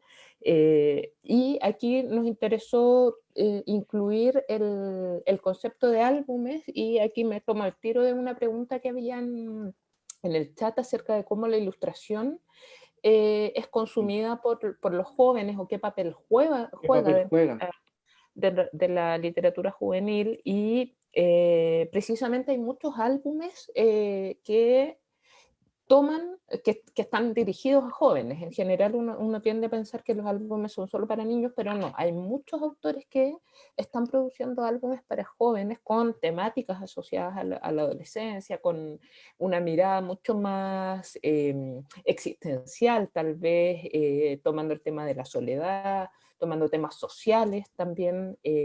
Los libros informativos es otro tipo de libros que ha entrado fuertemente en el público juvenil, precisamente por cómo se están tratando los temas y cuáles son esos temas que se están tratando, como el feminismo, la migración, la diversidad sexual. O sea, hay muchos temas que les interesan a los jóvenes y que ahora están siendo tocados por ese tipo de libros y no solo por narrativa, que es a lo que estábamos más acostumbrados. Y ahí también juega mucho la ilustración, porque ya no es la enciclopedia que también nosotros usamos cuando fuimos adolescentes o jóvenes, que básicamente era mucho texto, unos mamotretos gigantes de libro y con una fotita o un dibujito muy chico, Claro, como muy aparecen los referencial, diccionarios, además. por ejemplo, claro, que siempre era claro, solo la referencia de lo que se estaba hablando. Claro, ahora estas ilustraciones también forman, tanto en los álbumes como en los informativos, también forman parte de lo que se está contando. O sea, no Sí, son solamente decorativos. claro.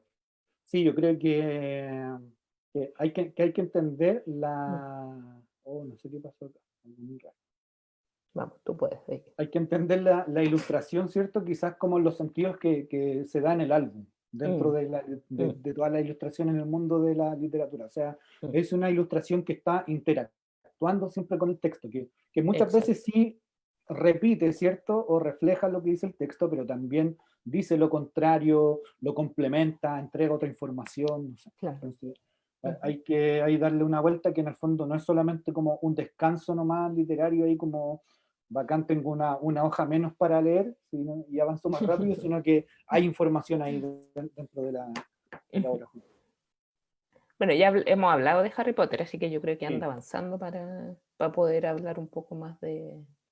Bueno, aquí dentro de las recomendaciones que tenemos, seleccionamos de distintos tipos de libros y, bueno, no puede faltar Liliana Bodoc, por supuesto, que es de mis autoras favoritas, es una argentina, que tiene esta saga, que es la saga de los confines, que es una épica fantástica, muy, muy bien escrita, con un lenguaje eh, muy poético, donde también se mezclan aventuras, se mezcla guerra, se mezcla amor, se mezcla millones de cosas que conforman esta historia que realmente ha sido, perdón, ha sido premiada por muchos organismos asociados a la literatura, así que a ella se las recomiendo de todas maneras. Es una lectura que no solo es muy transversal también, no es solamente para adolescentes y jóvenes, sino que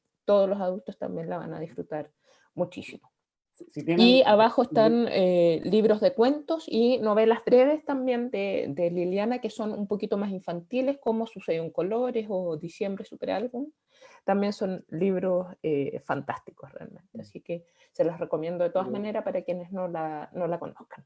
si tienen lectores de Tolkien, si Ujú. tienen, no sé, estudiantes o jóvenes cercanos que leyeron a Tolkien, yo creo que y ya se lo leyeron todo, ¿cierto? El Hobbit, El Señor de los Anillos, Silmarillion, quizás puedan seguir con Liliana Bodoc De todas como... maneras.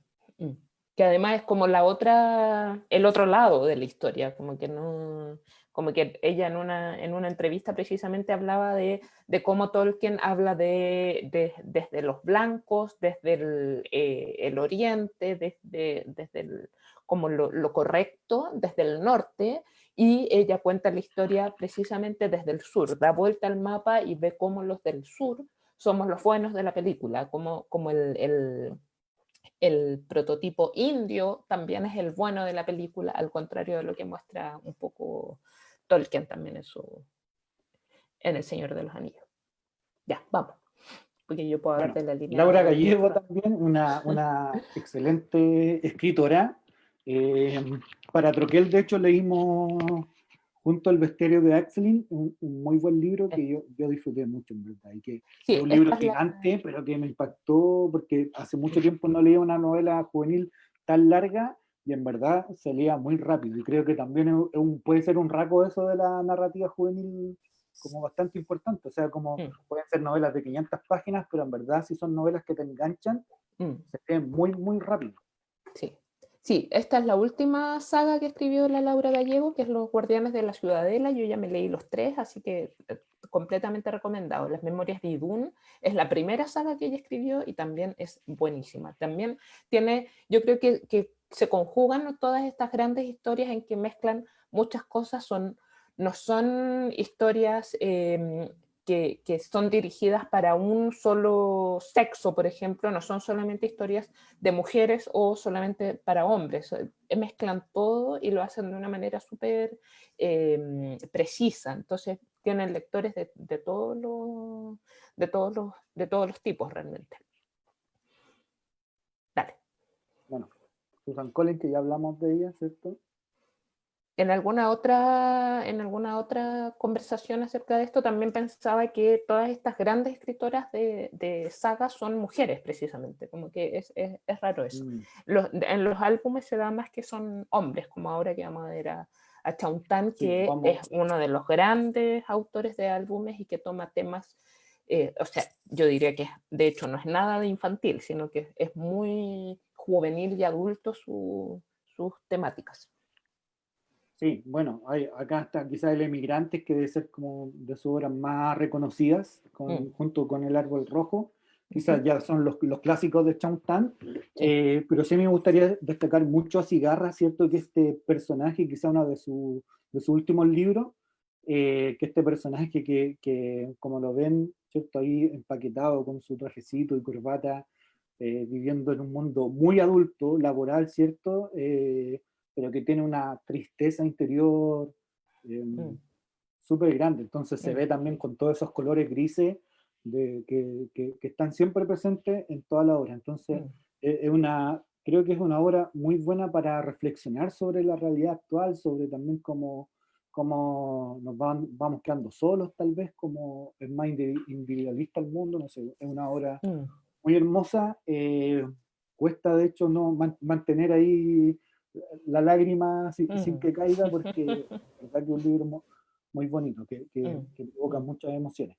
sí. Y claro, y efectivamente creo que también es un autor muy bueno en el sentido de que muestra realidades que son, o sea, que realidades sociales como Sí, muy importantes, o sea, el tema de la migración, ¿cierto? claro.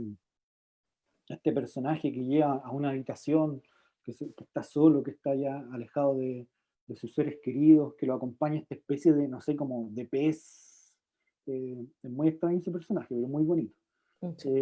Bueno, y el árbol rojo, ¿qué decir? Pues sí, es pura tristeza ese personaje que se toda la obra. O sea, este es completamente adolescente, este libro, ya Sí. no puede no ser adolescente. Mm.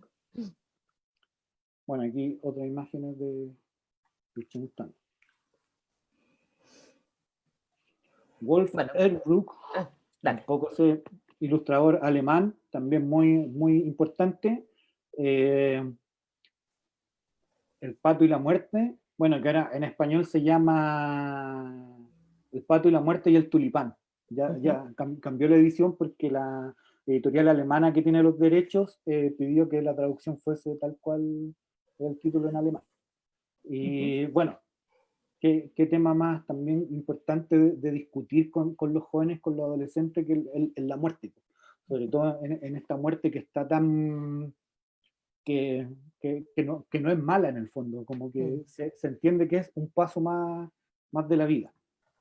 así es. Bueno, y todos sus otros libros tocan muchos temas bien existenciales, también Claro. filosóficos, Mm. no sé, raya un poco con la religión, también con las creencias, con muchas cosas que, repito, no son solamente temáticas adolescentes, sino que son súper transversales realmente. Y Sí. lo bonito de estos álbumes es que están al alcance de todos los lectores, como que son muy accesibles a todos los lectores que estén en distintos procesos de lectura también, o sea, niños, preadolescentes, adolescentes, no son solamente para un grupo. Mm. Creo que el existencialismo, que es algo que nombraste recién, es muy ¿Mm? presente también en las temáticas que son del gusto de los lectores jóvenes, sin ser Sí, necesariamente libros juveniles. exacto. Sí. Bueno, Øyvind Thorsætter, que es un autor noruego, también también es bien transversal también en su literatura y también muestra como todas estas problemáticas de la soledad, de esta, no sé, como una sociedad completamente comercial o capitalista, como que todo, como que aquí hay harto conflicto político también. Chris van Allsburg, eh, también un excelente ilustrador, así como muy realista y claro, que tiene libros hermosos. El caso de... Bueno, y también tiene algunos libros que son quizás más infantiles, no sé, pero claro, también está esta idea de Ujú, transversalidad, ¿cierto? Que lo puede leer un claro, niño, lo puede leer un joven sí. o le puede leer un adulto. Claro, pero sería interesante tener conversaciones literarias con jóvenes sobre esos libros porque da para mucha interpretación. Entonces creo que ahí las capas de interpretación que pueden llegar Mm, los jóvenes son súper interesantes. sí. Bueno, en Ya. 80 yo creo que ni Mm, siquiera requiere de presentación. Porque sí. te puedes...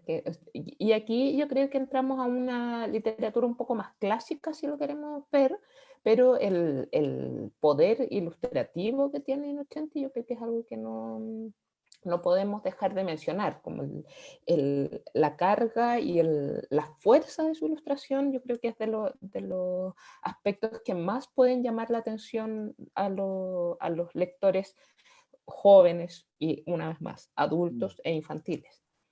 Sí, esa ilustración de Pinocho, por ejemplo, ahorcado, Mm, que en mm, muchas versiones de Pinocho eliminan mm, cuando lo ahorcan. sí, Sí, a mí me parece que es como, bueno, mostrar la obra como es, que creo que es sí, importante en Noche. sí, pues, Sí, súper importante también. Bueno, David Weissner, que también tiene muchas capas, yo creo que vamos un poquito más rápido, David, porque ya. estamos con mucha...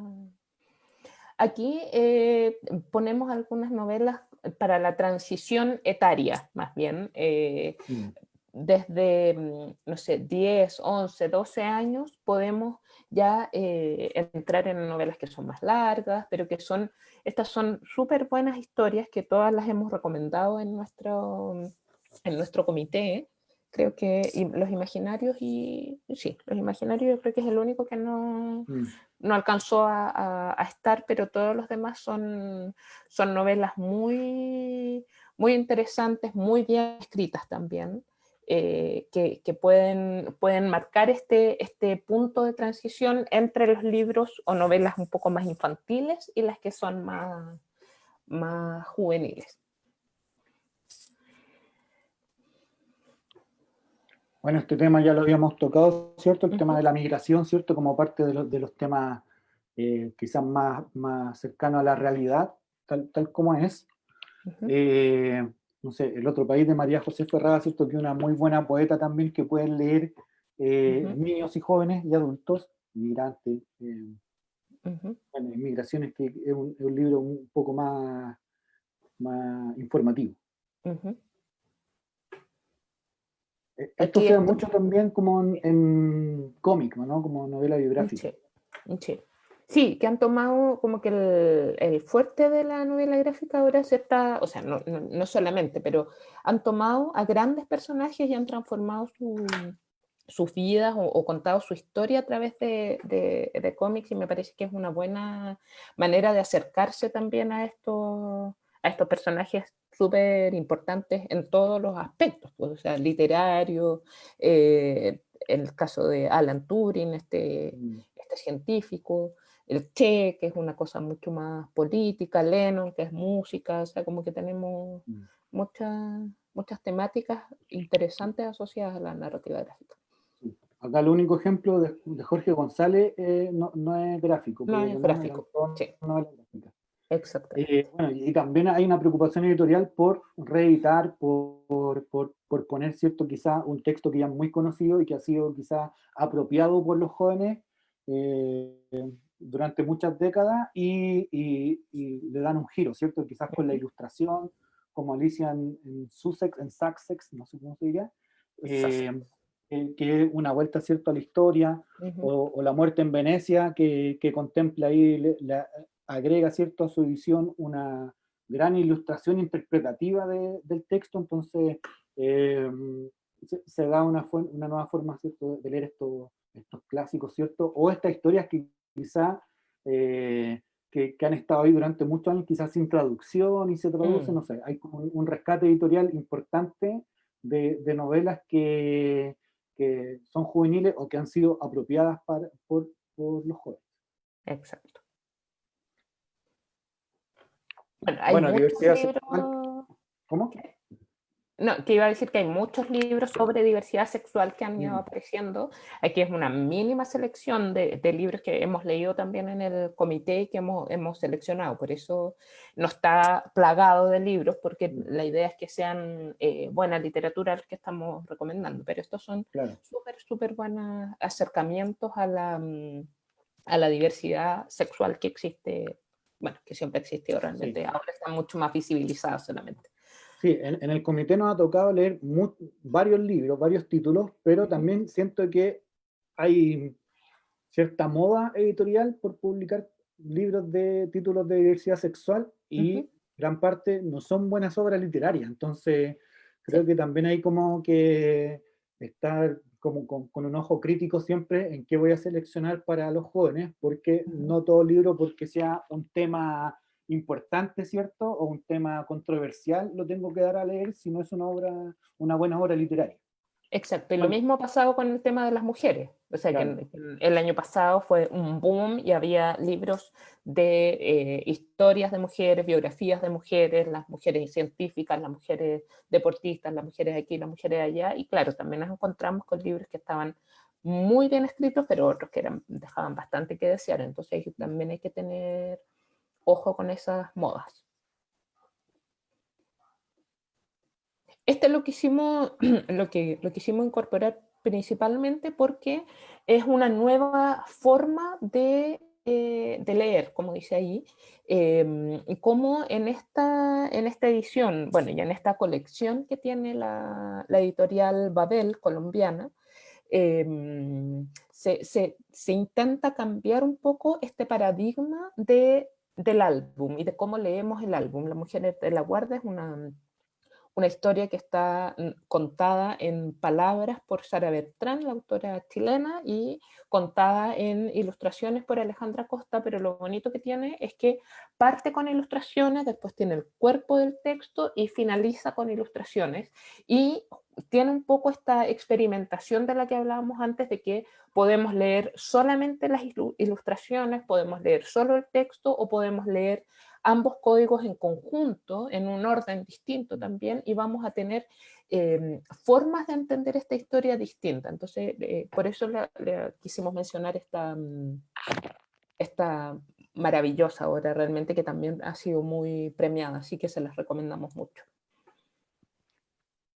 Bueno, y acá está, es solo ver las portadas para identificar que los libros informativos ya tienen una propuesta muy Mm. distinta a lo que nosotros conocíamos. O sea, yo me acuerdo Ujú. de la enciclopedia, ¿cierto?, de tapa azul con letra A, donde tenían que descubrir todo el mundo de la letra A, y no, pero ahora hay propuestas, ¿cierto?, con fuerte, suave, murmurado, por ejemplo, una propuesta informativa sobre el sonido, de cómo funciona el sonido, con Ujú. distintos ejemplos de cómo el sonido es fuerte o suave, murmurado. El Atlas del Mundo, ¿cierto?, que está, Ujú. lo hace esta dupla eh, Como, impronunciable, su es, apellido. sí, que son como, no sé, son rusos, son como de muy Sí, allá, de muy sí, lejos. pero sí, como países, no sé, nórdicos puede ser, no sé, Sí. pero No, y tenemos muy rusos. buena dupla, son un matrimonio de hecho, pero que trabaja súper bien. Y Mm. es un libro muy bonito. Está Ujú. esta colección de visitar al museo, Animalium, está una de dinosaurios, no sé, hay muchos libros, pero que ahí la ilustración también, como nos hacían esa pregunta, juega un Mm. rol clave, Mm. obviamente, de cómo va informando, transmitiendo comunicación Ujú. la información. Destacamos mucho también estos dos de Teatro y Mar que publicó Ecaré acá, ¿cierto? Sí, Karen. Sí, Oye, Dey, nos estamos alargando mucho, la gente nos está ya. abandonando, así que vamos a pasar más rápido. Solamente que las personas vean las portadas, narrativa gráfica, después tenemos novelas actuales aquí que nos preguntaban por algunos autores chilenos. Bueno, está Sara Bertrán, está la María José Ferrada, está la Lola Larra con Sprinters y con Al sur de la Alameda, Baradit con La historia secreta, que también es un libro que ha sido muy leído por los jóvenes, precisamente por el lenguaje que utiliza, por cómo cuenta la historia, que es algo súper importante también. Así que vamos, siguen más. Y aquí tenemos algunas recomendaciones de editoriales que se han centrado en lo más juvenil, no exclusivamente y no solamente estas editoriales, pero aquí tenemos muy buenas ediciones. Y por último, pusimos algunas recomendaciones que están en la Biblioteca Pública Digital y que son muy buenas opciones de lectura para este encierro en el que estamos, así que se los dejamos ahí para que los puedan pedir prestados en la Biblioteca Pública. Lo último son estos sitios de referencia donde pueden investigar, que también hacía la pregunta, ¿cierto? Alguien que decía como, ¿dónde puedo conseguir más datos del libro y cosas así? Porque los catálogos en general son como de las editoriales que se dirigen a los colegios, por ejemplo, o a instituciones a ofrecer sus libros, o los listados que vienen desde los ministerios de educación. Bueno, acá hay algunos sitios web que pueden visitar, donde hay reseñas de libros, donde hay recomendaciones, donde hay muchos datos de varios libros que se están lanzando, mucho más actualizados quizás de lo que podemos tener a mano. Y eso es... Excelente. Bueno, nos alargamos un poco, pero sí, sabíamos que nos íbamos a alargar. De hecho, sí, pronosticábamos 4 horas de conversación en un momento. Así que eso, espero que lo hayan disfrutado, que hayan aprendido, y no sé si alcanzamos a responder algunas preguntas. Igual hemos respondido varias ya dentro del... O sea, como que yo he tomado las que ha mandado la Maca. Maca, no sé si has visto alguna otra que podamos tomar. Sí, o sea, preguntas, pero también hay unos comentarios que me gustaría destacar, pero en 5 minutos más, porque ya nos alargamos bastante. Ya, Sí, sí. ya. Hay una pregunta que abre la reflexión. Yo creo que muchos nos podemos llevar esta pregunta también para la casa. Pregunta Nacho Muñoz: ¿podrá quizás la escuela asumir un rol que promueva la literatura juvenil, pero al mismo tiempo sirva como mediadora frente a un mercado y una industria que muchas veces solo fabrica productos juveniles disfrazados de libros? Entonces, apela como a si es que podemos asumir este rol mediador entre las necesidades escolares, por ejemplo, y lo que hay en el mercado. Entonces, esa pregunta yo creo que podríamos llevarnos para la casa, digamos, claro. y pensar de qué manera podríamos hacerlo, digamos. No sé qué pueden opinar ustedes. Es que quizás es como un poco la reflexión eterna en el fondo. O sea, Claro. Efectivamente, por mi experiencia, las editoriales que más llegan a los colegios, por ejemplo, son editoriales de tipo más comercial. A pesar de que en su catálogo tienen muy buena literatura y quizá otra que no es tanto en el fondo. Pero sí, pues, o sea, habría que darle una vuelta a eso, o sea, qué material llega a los colegios y también cómo se está mediando y cómo se enseña a mediar el material. O sea, en Chile, por ejemplo, llega mucho material del CRA todos los años, desde el Ministerio de Educación a los colegios, pero tampoco quizás no se sabe muy bien qué pasa con ese material posteriormente, si queda en las cajas, si queda en las estanterías de las bibliotecas, o en los estantes de las salas, los que tienen estantes, o si realmente se están leyendo, se está conversando. Entonces, claro, es una pregunta que quizás es la reflexión que nos hacemos siempre, de Claro. cómo lograr que se lean todos esos libros y de que la lectura también responda a las necesidades de los lectores. Sí, y yo creo que también tiene un punto de conexión con lo que mencioné antes y que lo siguieron comentando acerca de la evaluación o de cómo entendemos esa evaluación que se hace de la lectura, porque yo creo que ahí hay un choque grande entre evaluación y mediación. Creo que el profesor, el colegio, el ministerio, no sé, como todo el mundo le da mucha más importancia a esta evaluación y a la nota que yo le voy a poner a la lectura de ese libro, y que solamente estoy midiendo, o sea, estoy queriendo comprobar que el niño haya leído el libro y no estoy interesado en qué significó ese libro para él, cómo lo interpreta, le hizo sentido, le generó preguntas, le ayudó a responder cosas de su vida, y esas cosas se dan solamente a través de la mediación y de la conversación literaria. Es un tema que está muy ausente de la escuela. Entonces, ahí yo creo que, independiente de que sea un libro comercial o no comercial, lo importante también es tener esa mediación y ver de qué manera ese libro responde o no a las necesidades lectoras, sociales, emocionales, psicológicas, políticas, etcétera, de los niños. Entonces yo creo que también una tarea para la casa es repensar si es necesario que las lecturas literarias lleven una nota.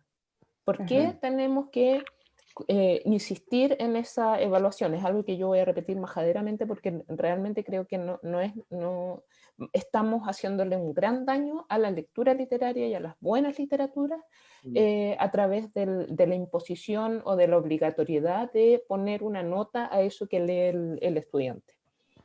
Claro, se trata, voy a meter la cuchara, pero Sí, se trata en definitiva de devolver la dimensión cultural, digamos, que tiene la literatura y pensar cómo también es un espacio para los jóvenes, tanto de creación como de ensoñación. Y en eso también me gustaría recomendar el libro de Michel Petit, Nuevos acercamientos a los jóvenes y la lectura, que me parece que aborda desde su visión como antropóloga el lugar que tienen los libros para los jóvenes y cómo pueden en el fondo repercutir en sus vidas y en su desarrollo bajo esa dimensión. Y lo último, otra cosa que me gustaría comentar es que Sofía dice, y esto es como para ir cerrando, porque dice, creo que hace falta conversar de libros, y lo hace con signo de exclamación. De todas maneras. Sí. De todas maneras. Sí, que de hecho los jóvenes lo hacen, pues. Los jóvenes que leen conversan entre ellos sobre libros, entonces es muy extraño de que los adultos no podamos conversar sobre libros con los jóvenes. Y que no fomentemos esa conversación, y que no la guiemos también hacia ese encontrar todos esos significados que tiene la buena literatura, que yo creo que es al final lo que los va a hacer seguir siendo lectores, porque a eso apuntamos también, a que no perderlos desde la infancia a la juventud, que se mantengan leyendo y que después sigan leyendo también en su vida adulta, que yo creo que ese es como el gran desafío que tenemos. Tanto en la escuela como en la casa, como todo lo que rodea a los jóvenes. Estoy súper de acuerdo con lo que tú dices delante, como de que al final no debería haber nota relacionada con la lectura, porque al final lo aleja mucho, pero también siento que ya en el caso de los profes que efectivamente sí necesitan muchas notas y tienen que sacar notas de lectura, al menos se haga el trabajo de conversar sobre esos libros, que quizás creo que sea el mínimo, como que el mínimo ya no puede ser, les doy el libro el 1 de marzo y le hago la prueba el 30 de marzo. El mínimo tiene que ser, vamos a conversar sobre este libro. Exactamente, sí, esa es una gran tarea. Bueno, y con esta es una reflexión que ojalá todos nos llevemos para la casa y ya con esto podemos dar fin a esta conversación que estuvo muy entretenida, muy dinámica, con hartas recomendaciones. Así que agradecemos a todos quienes nos acompañaron, tanto en Zoom como en Facebook, y ya pronto les vamos a contar cuándo vamos a tener un nuevo Troquel Social y qué novedades les vamos a presentar. Así que eso, muchas gracias Carola, David. Sí. No, muchas gracias. Adiós a todos. Muchas gracias y a todas por la invitación. Bienvenida, Carola, cuando tú quieras. Gracias. Ya, muchas gracias a todos por su atención. Buenas tardes a todos. Que estén muy bien.